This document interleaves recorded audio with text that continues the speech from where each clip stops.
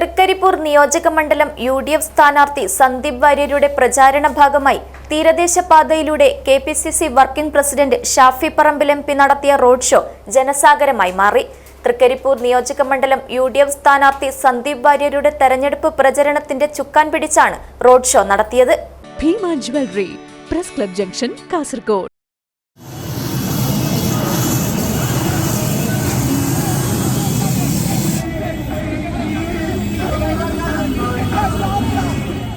Trikaripur bus സ്റ്റാൻഡിൽ നിന്നും തുറന്ന വാഹനത്തിൽ ഷാഫി പറമ്പിൽ MP-യും സ്ഥാനാർത്ഥി സന്ദീപ് വാര്യരും അഖിലേന്ത്യാ കോൺഗ്രസ് കമ്മിറ്റി സെക്രട്ടറിയും കർണാടക MLA-യുമായ NA ഹാരിസും ചേർന്ന് ആരംഭിച്ച റോഡ് ഷോ തെരഞ്ഞെടുപ്പിന്റെ ആവേശം വാരി വിതറി തീരദേശ ടൗണുകളെ ഇളക്കി മറിച്ചു.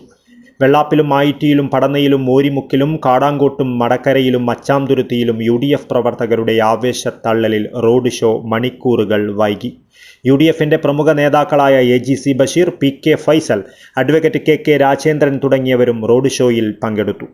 നൂറുകണക്കിന് വാഹനങ്ങളുടെ അകമ്പടിയോടെ സ്ഥാനാർത്ഥിയുടെ ചിത്രം പതിച്ച പ്ലക്കാർഡുകളുമായി പ്രവർത്തകർ റോഡ് ഷോയിൽ അണിനിരന്നു. തൃക്കരിപ്പൂരിന്റെ മാറ്റത്തിന് ജനാധിപത്യചേരി അഴിച്ചുവിട്ട യാഗാശ്വമാണ് സന്ദീപ് വാര്യരെന്ന് റോഡ് ഷോയ്ക്ക് തുടക്കം കുറിച്ച് ഷാഫി പറമ്പിൽ MP പറഞ്ഞു.